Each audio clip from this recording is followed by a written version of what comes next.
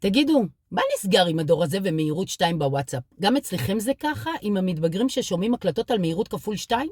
אתמול אני במקרה חולפת על פני ביתי יפתי, יוצאת חלצאי, ואז אני רואה אותה שומעת ומקשיבה להודעה קולית של הבסטי שלה. אבל לא סתם שומעת, על כפול 2 שומעת. כלומר, מישהי מדברת כאילו על ספידים, והבת שלי מבינה הכל. היא מבינה. אני עומדת לידה, שומעת את זה, ואומרת, מה?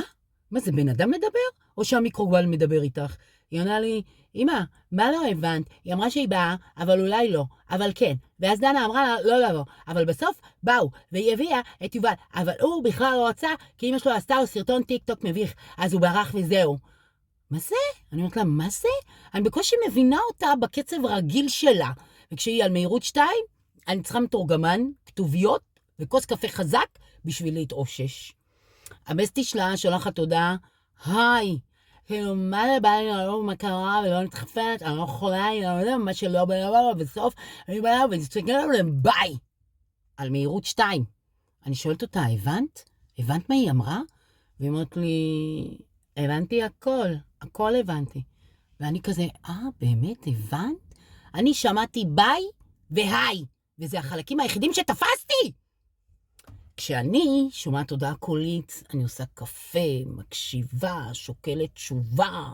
היום הן שומעות 3 דקות ו18 שניות, עונות בחצי מילה, וממשיכות לחיים שלהן. בקצב הזה עוד שנייה היא תבקש ממני לדבר עליה גם על כפול 2. אמא, קצרי, זרזי, אין זמן לשאול אותך בזמן, אין זמן. מה את רוצה שאני אגיד לך, תנקי את החדר על מהירות גבוהה?